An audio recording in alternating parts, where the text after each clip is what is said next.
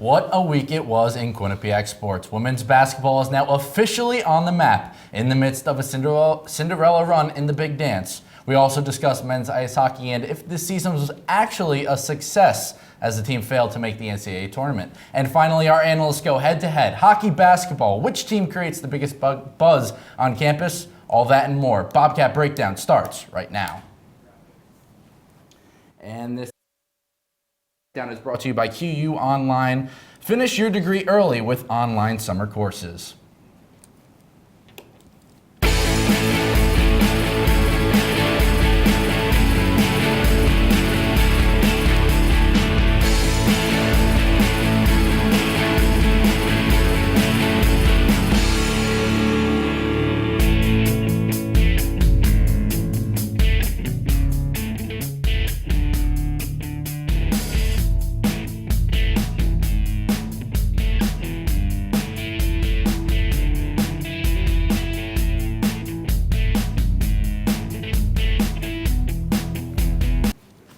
Welcome to Bobcat Breakdown. We're going to start off the show with some women's basketball. We got women's basketball beat reporters Brian Schwartz and Josh Silverman on the desk. Guys, how are we? We're doing great. Not as great as the women's basketball team is feeling today, then. Have to agree. Excellent weekend for the women's basketball team, as we all know, making the run to the Sweet 16. Guys, what does this mean for the program? 2 words, national recognition. ESPN Stats and Info, their account with 1.5 million followers. They tweeted something out last night about the women's basketball team. At NCAA Women's WB, they tweeted something, they have 520,000 followers. The women's basketball team, their personal account, not the athletics account, the actual women's basketball account has 700 new followers just in the past couple days. It means national recognition. UConn is not the program that's being talked about today. It's Quinnipiac. They're on ESPN, ESPN2. People are tweeting about it. People in the MAC, which is one of the greatest things I tweeted about this today, was it's so great to see Allie Jacks of Siena. She's tweeting about, I know it says national. That's not national, but she's tweeting about it. Everyone in the MAC wants Quinnipiac to make a run, and they are making a run, and it's just great to see. Well, it's all about the Twitter analytics for you, Josh, isn't it? Always. I mean, all about the Twitter analytics. Yes, it's great that you're getting national media attention, but they're also getting the campus attention. People are interested in this team again. They had the watch party. People are coming out to that. People are online on social media, like you said, talking about this team. They're getting more and more excited about this women's basketball program, and now it's time for this program to make the next step. It's more press for this team, yes, good and bad. Higher expectations, which is also a good thing, but more publicity is going to get this team. They're going to get better recruits now. Trisha Fabry is bringing this team to a whole nother level that is just unprecedented so far in this program's history. All right, guys, so the national recognition has been fantastic for the team. For any team making a Sweet 16 run, you would expect it. The next question, is there one person responsible for the run for this team? I was excited to answer this question because I want to go with some people that are not getting the recognition. One, Brianna Ramos. Every game that I've been to the past 2 years, she's been in that huddle giving a speech. I don't know what she's saying the past 2 games, that they've shot 54% and over 45% from the field against these amazing teams, but she's saying something well, she's saying something great, and the players are responding to it. It's great to see. The second person that's not talked about, assistant head coach Mountain McGilvery. Trisha Fabry always credits him, and he doesn't get the recognition both from I believe from us, from student media, from the national media. He doesn't get the recognition that he deserves for his scouting, because they've done a great job on defense throughout the whole season, and especially in the last 2 games. They are I know it said what's the one person, I'm going with 2 people that aren't getting the recognition that they deserve. Yeah, I mean, there's so many people that deserve recognition. They can't be just one. It's the whole entire team. It goes top down from the coaching staff to everyone involved with this team deserves recognition, whether it's Martucci, who leads the way with her being a captain and everything, or McClure scoring in the MAC championship, or Jen Fay scoring 20 points in the first NCAA tournament game, or you got Morgan Mann scoring 22 in the second game, or the coaching staff, like you said. Top to bottom, everyone is contributing on this team. Even Brianna Ramos, everyone is coming up. Carly Fabry's hitting big shots. Everyone's doing what they have to do to win, and that's why they've gotten so far in this tournament. And guys, if I may interject really quickly, I had my own answer for this question. I would say Trisha Fabry. In John Alba's, former Q30 general manager John Alba's feature piece he did a couple years ago, it was all about Trisha Fabry's journey as a head coach at Quinnipiac up to that point, which was a couple of years ago. And in that piece, he actually brought light to the fact that Trisha Fabry actually submitted a letter of resignation back in 2000, which was 6 years into her time at Quinnipiac. And at the time, athletic director Jack McDonald declined the letter. He said, Trish, you're going to be the coach of this team. You're going to lead us to success, whether it's next year or now. We're looking at it in 2015, 16, 17, back 2012. That's when they made the first NCAA tournament team. So Trisha Fabry for sticking with it, that determination, that drive. You can't play the basketball, the game of basketball. There is no individual in the game of basketball. So, yeah, I 100% agree. I think you can credit this to anyone on this roster. No, certainly. Coaching staff. And now we're going to go back to the Miami game. Adelie Martucci had a huge block in that game. It was the Marquette game. The Marquette game. I'm sorry. Really quickly before we get to the next question, is that the biggest play in Quinnipiac women's basketball history? You know, I've only been here 1 year. I've watched this team 1 year. But in my time here, yes, it is. This is the first time they've played, and they've won an NCAA tournament game. So, and that sealed the win. It sealed the win. Just make this statement, right? In the biggest game, she made the biggest play in the, yes, it's the biggest play in the program history. I'm agreeing with you. Okay. Right, but I'm saying make the statement. I made the statement. Okay, so good. Okay, so with that being said, next game they beat Miami. Can this run compare to any other sports run? Brian, you go first on this All right, one. so He's got something I good know, planned. he texted me, he's excited about this one. I've had this plan for a while. The 1969 Miracle New York Mets. I had to do it, right, Josh? I had to do it. No one knew about this team. They were like a mid-major in Major League Baseball in 1969. 9th or 10th in the NL East their first 7 years as a franchise. Now, they're World Series bound. They beat the heavily favored Baltimore Orioles in the World Series. They're playing heavily favored teams right now. They won. They did it all with pitching and defense. Quinnipiac relies upon defense. They do it the exact same way. Underdog mentality, and also, they had a pretty good assistant coach in Yogi Berra. Mountain McGilvery's a pretty good assistant coach, too. That he is, Brian. My team to compare it to is the 2002 Oakland Athletics, the Moneyball team, one of my favorite movies.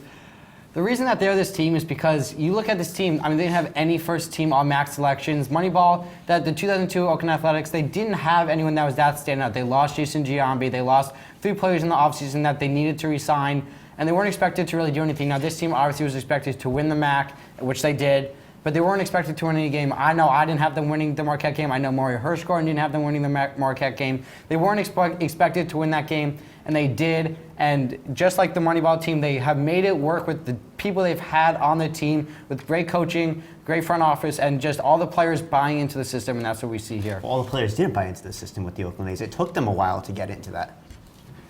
Okay, well, I wasn't on the team, but I know that by the end they bought in, but they bought in. Read the book? I didn't read the book. I think I the saw main movie. idea is Quinnipiac, no first team all-MAC players. Oakland Athletics, you had players who were making $2 million and having great years. Right. New York Mets, the amazing Mets, no one thought they were going to make that run. Exactly. Great points on both sides. Now we're going to get to the big game, South Carolina Saturday at 4 p.m. Eastern. Guys, Sweet 16 game. How does Quinnipiac prepare for that mentally? Number 1 seed. I think when you're a 12 seed and you've already beat a 5 seed and a 3 seed, this team's just a number. The 1 on the scoreboard on ESPN is just a number at this point. You're matching up body to body and team versus team. I think that Trisha Fabry will have this team ready to play. There's no doubt in my mind that she's going to have them ready to play. But the number 1 is just a number. I believe they will come out, they will play. Now, here's the thing is I believe that Miami and Marquette both underestimated Quinnipiac, and I don't think South Carolina will, especially with the injuries on South Carolina, which I know Brian wants to talk about. But I believe the number 1 is just a number. Percent chance that they win. I don't like to do percent chances, but I'll do it anyway, 10%. 10%. South Carolina has 2 big injuries. 2 of their top 3 scorers. 1 is definitely out. That's Elena Coates, the center. And their guard, Alicia Gray, who's 3rd on the team in scoring with 12.8 points per game. She's questionable for this game. We don't know if their top 3 players are going to be in. They barely beat Arizona State. So you don't know what's going to happen there. There's no transitive property in the NCAA tournament, though, Brian. But they barely beat. It's the confidence factor. Quinnipiac has played all season with confidence. They've played with grit. They've played with poise. They've done everything, and they just have to bring that same determination back into this game, and they can definitely do it. They have the confidence of beating a 4 seed and a 5 seed. So what's the difference between a 1 seed? It's not UConn. It's South Carolina. It's not UConn. What's going to be more important, offense or defense? Quinnipiac's been Defense. exploding. on Defense offense. wins championships. Defense wins championships. Totally You agree. got to stick to Bobcats ball, which is playing great defense, forcing the turnover, and then feed Jen Fay. Feeding Jen Fay and defense winning championship. That's the mantra from these two guys. But when we come back on Bobcat Breakdown, we'll shift to the ice as Tyler Brocious and MJ Baird will debate whether this year's season for the men's ice hockey team was a successful one. Don't go away. Bobcat Breakdown. We'll be right back. Coming up on Bobcat Breakdown. Coming up on Bobcat Breakdown. Welcome into Studio 125. So what? 40 So what? points. If you score 40 points in a basketball game, we all know you play Quinnipiac Intramurals. We all know you love to shoot the rock. Well, if you think that's the most ridiculous thing you've ever heard, what I'm about to say, I guess, is going to be pretty ridiculous in your book. But I'm going to say yes, there is a controversy. Line, getting ready to punch the ball as it lands right in front of another Monument player.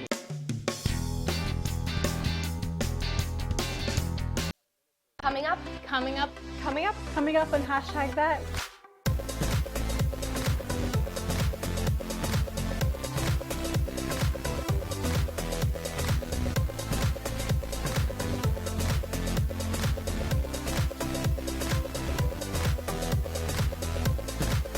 We are your source for Quinnipiac's entertainment news.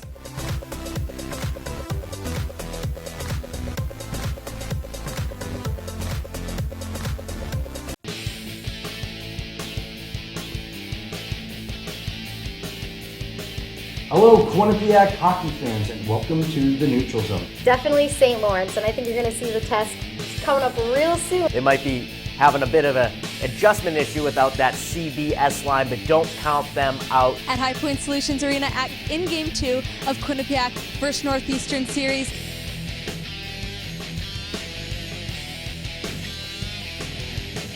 All this and more. Coming up on the Q30 Newscast.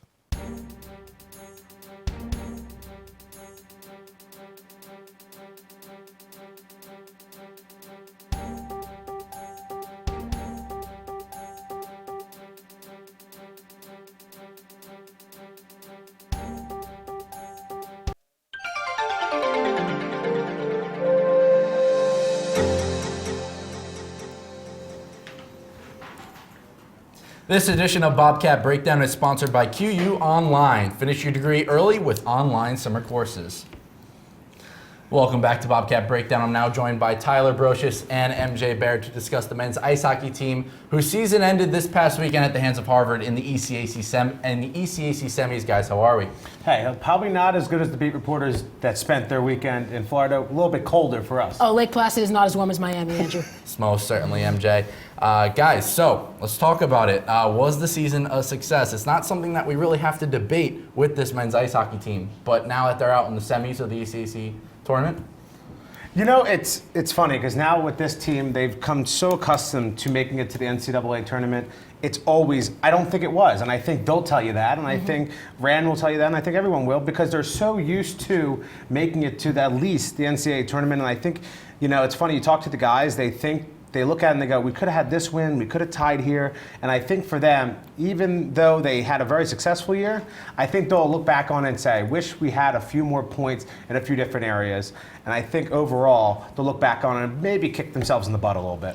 Yeah, Tyler, I completely agree with you. This season, it was not a success for this team. When you look at the accolades that they've racked up, you know, they're a yearly NCAA tournament contender, 2 Frozen Fours in 4 years. They should be a top 4 team in the ECAC every year. There's no reason that they shouldn't be. And of course, they were the number 5 seed this year. But you kind of said it right. There's games here and there. The main game, Arizona State, Princeton, games that they could have had points that they didn't.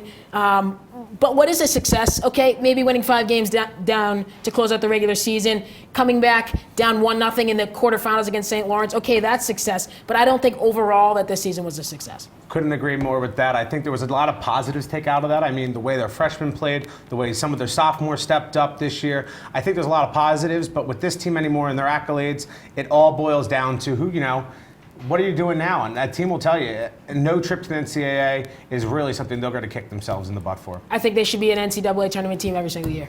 Yeah, but guys, just to bring it back a little bit, I mean, you look at how much they lost last year.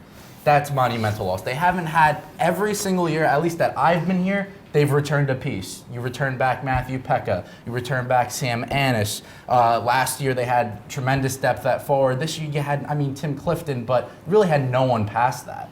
Yeah, and I think that's funny. There was a lot of times in the press box this year, there was a lot of discussion. Boy, would this not be a time for Sam Annis? 5 minutes left, they're down 1. The Cornell game, the Arizona State game, they need a little bit of life. The Sam Annises of the world, he would just be able to find the puck and score. And the Bobcats lacked that this year, but then you think of Devon Toews. And then you look at it as a whole. Sam Annis, Devon Toews, 2 crucial parts of the power play. And then you lose one of your best assistant coaches, and the one that, really meshed with the guys. He tells them, hey, I played here, the old captain, the All-American. And that stuff matters. And I think when it boils down to it, considering what they lost this year, it's pretty remarkable what they were able to do this year. The thing is, though, all these powerhouse teams in the NCAA, they lose players year in and year out. Your BUs, your BCs, your UMass Lowells. You have people that are leaving after 2 years, after their sophomore year, to go sign NHL deals. So, can you say that's a factor? Yes. But if you want to be considered one of the elite in the NCAA and in Division I ice hockey, you have to rebound year in and year out, no matter who you lose. Yeah, the Bobcats, I think that's something they're going to have to start to learn. As they continue to succeed really well and they continue to make it through the NCAAs, the more and more Frozen Fours, the more and more national championship appearances, they're going to have people that are going to get signed. You need the Petrozellis that are going to come in next year. I think this team is growing. I don't think it's fair to put them up.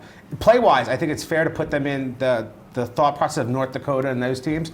But when it comes to recruiting, I still think they're just getting to that. Yeah, they're still young in recruiting, so you can't fault them for that. Very similar to UMass Lowell. The team was nothing before Norm Bazin got there, and now they're going back to the NCAA tournament. But moving on, let's talk about the senior class this year. Clifton brothers, a lot of other playmakers on that team that are going to be gone. How are they going to fill that void? Because you're still losing production, even though the team wasn't where they felt like they should have been.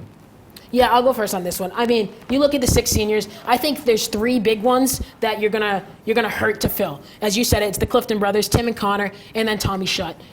As for Tim and Connor, Tim, a power forward, a nose to be gritty, willing to take a hit or make a hit. He's the kind of player that could just spark the bench through one single hit or one single phrase on the bench. Connor, the defenseman who's not afraid to get involved up front. Again, they both can hit bodies left and right, so they're not afraid to spark the team that way. And then I think Tommy Shutt is a little underrated in the way that people are going to look at his loss. The kid can win a faceoff anywhere on the ice at any time. Rand Pecknell has utmost confidence in his defensive center to win faceoffs. For me, it all comes to the off the ice. The Cliftons, Shuddy, even Joe Fiala and KJ Tiefenworth.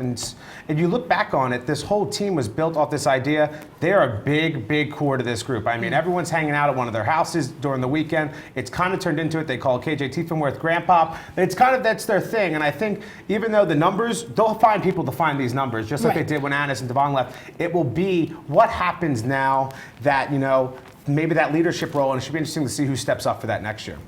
Bobcats are going to need someone to do it, whether it's freshmen, sophomores, or juniors. Most certainly. They got a few juniors coming in who transfer over. Brandon Fortunato is one of them. But they also got a really big goalie prospect coming in, the big prospect in Petrozelli. They also have Andrew Shortridge returning, as well as Chris Truel. Guys, interesting goalie situation next year. Wait, before you say it, can we call it a controversy next year?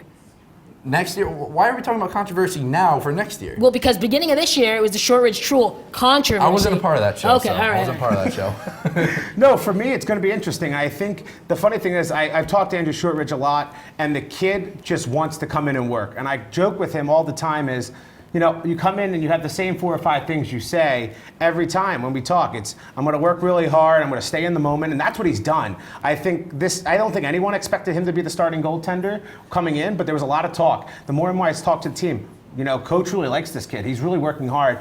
And Shortridge is going to come in next year and work his tail off. And I think Petrozelli, as a freshman, he's going to be a lot of star-studded. If he comes in and kind of lingers in, Shortridge is going to take over this spot, and the kid, everyone wants to play in front of him. I think it will come down between Shortridge and Petrozelli next year, but I think it's going to be Shortridge who might get those first few starts just because the team is willing to put their body on the line, and you can't forget the past few weekends he had ending the season. For sure. Tyler, I completely agree with you. In my opinion, this is going to be Shortridge's job to lose at the beginning of the year. Couldn't agree more.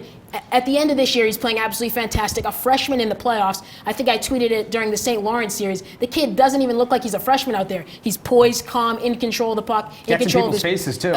You got to love the competitive side of him, too. And he beat out Chris Truel for the job this year. He earned that. So I think Rand Pecknold can see Shortridge as the guy who owns this position. But just to touch on Petruzzelli, I mean, this kid has fantastic accolades in the USHL. The list goes on and on. He's during the middle of the season, he was the #1 goaltender on the NHL Central scouting list. So Tyler, I wouldn't be afraid to say this kid is potentially a second-round draft pick. Oh no, this kid's going to go he's going to be the #1 goalie selected this draft, and it should be very interesting to see. Now you're talking that next turn of the leaf of now the big recruits coming in. The Petruzzelli is going to be probably the biggest recruit this place ever got, and he has to live up to that hype if the Bobcats want to get back to the notoriety. But the only question, I'm kind of contradicting myself with what I just said, but you have your biggest prospect come in, and then he sits on the bench his freshman year. I mean, we were talking about it earlier. You got to expect him to almost. If you're Rand Pecknold, you got to say, okay, Petruzzelli's done after his junior year. We have 3 years with him, and then he's going to the show. So, what do you really put him behind Shortridge? Do you have Shortridge mentor him? I would say on normal circumstances, yes. If you like we have, you spend enough time around Coach Pecknold. Buy in, work hard, and hustle. And if Petruzzelli, even a freshman, I get it. Like, think about Alex Whalen. It took him a little bit of time to get used to the system here. And I think Shortridge, if he continues to play crazy like he has been, and also shows that compete level in practice and shows up to the Brajesh Patels, the summer workouts, it's going to be hard to beat out, at least for the upcoming, the early parts of the month. 6'5", 180, a big presence in the net. Guys, giant presence. Sounds like Tim Clifton in a nutshell. Working hard, getting on that first line. Quinnipiac system there. Exactly. But guys, can this team actually return to the national stage and get back to the Frozen Four next year? A lot of turnover, really quick. I say yes, just because now you're going to play, regardless of who's going to be in net, you're either going to have either the second round, probably the best goalie taken in the draft, or you're going to have Andrew Shortridge, who's going to continue to play a crazy person. He's going to start to make a name for himself. The young kid from Alaska, he's going to start to make a name for himself. And then you look at it. Alex Whalen is literally turning into a prototype stud. There's no other way to put it. The team is obsessed with his work ethic. The coaches are obsessed with it. He's going to continue. And Nick Germain, the shooter and the sniper, there's a lot of different pieces that are coming together for this Bobcats team. To answer your question, in a short way, I would say yes, they can, but they need two things. One is they need to have an every night goaltender. So they can't be switching back and forth all season long like we saw until the end of this year. And then the second thing is they need someone who's going to find the back of the net. I think they're going to need at least one 20-goal scorer, someone, maybe Craig Martin going to step up, Landon Smith in his senior season. I think those two things, and they can make it back to the national stage. Offense and goaltending, great insight, guys. When we come back on Bobcat Breakdown, roundtable time, all of our analysts come back to debate basketball and hockey. You won't want to miss it. Bobcat Breakdown. We'll be right back. It's 9:30 Eastern, and you know what that means. Sports Pause is on the air.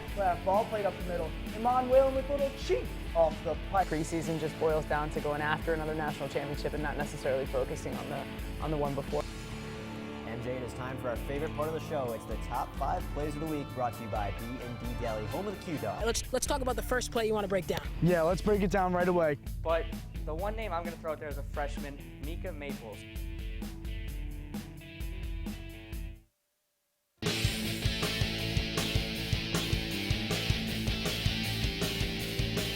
Hello, Quinnipiac hockey fans, and welcome to the Neutral Zone. Definitely St. Lawrence, and I think you're going to see the test coming up real soon. They might be having a bit of an adjustment issue without that CBS line, but don't count them out. At High Point Solutions Arena in Game 2 of Quinnipiac vs. Northeastern Series.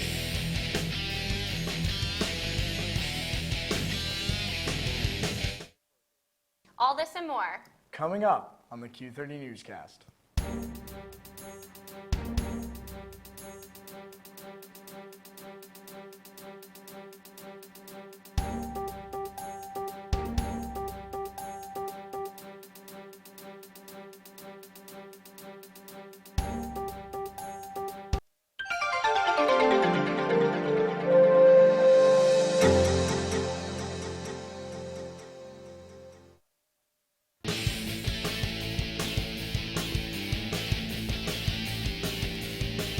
Hello, Quinnipiac hockey fans, and welcome to the Neutral Zone. Definitely St. Lawrence, and I think you're going to see the test coming up real soon. They might be having a bit of an adjustment issue without that CBS line, but don't count them out. At High Point Solutions Arena in Game 2 of Quinnipiac vs. Northeastern Series.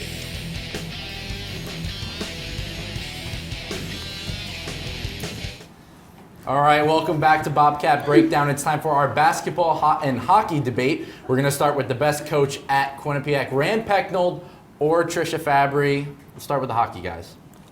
Rand Pecknold, I know it's shocking coming from me, but think about it. He literally made hockey an important thing in this entire state. It'd be different if, basketball is one thing. Everyone kind of knows basketball. Everyone kind of plays it. He's made hockey on the map in Connecticut, especially coming up through the ranks. He's totally turned a program into an absolute powerhouse. And you have to wonder, do they get all these crazy facilities if it's not for what Rand Pecknold's brought into this program? Trisha Fab, don't get me wrong. I'm one of our biggest fans. I just think for what he's done for the program of hockey and for Quinnipiac, he's got to be number one. Yeah, I think it's nothing to take away from Rand Pecknold. He's done a tremendous job with the hockey program, but Trisha Fabry has brought this program to Division I, from the NEC to the MAC, and now to the Sweet 16. Just the fact that she's brought them this far in a mid-major program. Rand Pecknold is in the ECAC, which is it's a premier hockey conference. The MAC isn't a premier basketball conference, and with what Fabry's done, it's really impressive, I'd say. And Brush, it is surprising. I saw your tweet last night that you're not going to do a Bobcat of the week. You're going to have Trisha Fabry. I forget exactly what it said, but I know she's your Jersey girl. But here's the thing is, and we were talking about this, is the fact that Trish can't get the recruits that Rand can get because of the conference. That's why I believe that Trish is the better coach. But it's taking nothing away from Rand also. And I haven't been around the team as much as you guys have been around the men's ice hockey team. I've only been around the women's basketball team, but the way they handle themselves, Ali Martucci had one of the best defensive performances I've seen when Iona came here on her defense against Marina Lizarazu, and I asked her about it post-game. She said it was a team effort. It was a team effort, but it was an outstanding performance by her, and that's just the way Trish has the team conduct itself. Gentlemen, I'm on the hockey side of things, but I am going to have to go with Trisha Fabry, and it's just a handicap match. 3 against 1, I guess. We're not getting Andrew's opinion yet, but it's the constant progression. I didn't know I get to give my opinion. You can go after me. Sounds good. All right, perfect. It's the constant progression of Trish Fabry. You start in the NEC, you win the NEC. You move to the MAC, you win the MAC. You make it to the NCAA tournament, and now we're standing here at the desk, and this Quinnipiac men's ice hockey, women's basketball team. Wow, I can't even get my team straight. Women's basketball team is in the Sweet 16. Absolutely incredible. I do have to give the edge to Trisha Fabry, but like you guys said, nothing to take away from Rand Pecknold. I will only rebuttal with this. Trisha Fabry is doing stuff now that Rand used to do with his hockey team. You got to work up to the little conferences, and one day they're going to make it into a big conference, especially with someone like Greg Amodio back there. So I think, obviously, right now, Trisha Fabry is the hot answer. If you look at the 10 years, the long progression, I think Rand edges her out, but it's 1A and 1B. And they both have over 350 career wins. Winningest coaches in their respective sports here at Quinnipiac. Most certainly, and just to bring light to it, Fabry and Pecknold aren't the only great coaches at this university. Sure. Becca Main, Becky Carlson, Eric Fecka, the list goes on. Fantastic coaches at this university. Guys, but let's get to the question that has been burning all over campus and most certainly in the media suite. Which sport would create more buzz? A men's basketball NCAA tournament win or a national championship from the men's ice hockey team? I think we first have to look at it by this. Yes, winning a men's basketball game would bring a lot of big faces. Look what happened with women's going to the Sweet 16. The ESPNs, the Hartford Currents, the big-time people are going to come and want to see it. The buzz on campus, they lost to Yale and someone threw a light post through the library window. What will happen when they finally win it? The freshmen were not here last year. There was a crazy buzz. We looked at videos last night because some of the freshman hockey players were asking, what was it like when things were going on last year? We put up the videos of the local places going crazy. I think it's hockey. It's going to be close, but it's hockey that edges it out just because it's winning a national title. So I have a question for everyone here. We'll call it a panel. Sure. Is the fact that men's basketball is not a great program, does that put them at a fault or does that help them? Because you can say that the immediate reaction won't be that great because people won't be aware of how well they're doing, or you could say the fact that they're not a great program and they're beating someone, they would be around a 15 seed. So let's just say they would beat Villanova. Does that elevate it or does it hurt it because people aren't aware of what the men's basketball team is doing? I think that's a tough question to answer because if you look at it compared to the hockey, it's apples and oranges. I mean, you're looking at a hockey team that is playing, like we said, in an ECAC conference versus the MAC. So it's a tough question to answer. And the men's ice hockey team's almost expected. I mean, they are expected to do well every year, and go get into NCAA tournament. So it really is tough. To answer the original question, I am going to go with Tyler. It's men's hockey winning a national championship. You saw the poll. Dylan Fearon, thank you for that poll. It solves all, I guess. But I will say this. Last night gave me a lot of insight into you guys' side of the argument. And Anna Sacco tweeted, I don't know if we can pull it up, but Anna, and I'm sorry to cut you off, but Anna Sacco, here it is. She apologized for thinking that ice hockey would get more hype. But finish your point, MJ. What I was going to say is, last night I got a lot of insight into watching Snapchats, looking at Twitter. This campus exploded over women's basketball moving on to the Sweet 16, and I think that would be even bigger for a men's basketball program because, like you guys are saying, if they're getting that far, they have a great season, so people are starting to follow it. But the only thing is, this is a national championship. Granted, men's basketball beating a Villanova would be like winning the national championship, but I've only been here for 2 years. From what I've seen on this campus, this is a hockey school. I'll leave it at this. Regardless of what sport, this entire campus thrives on winning, and when teams do well, they get behind them, and it shows.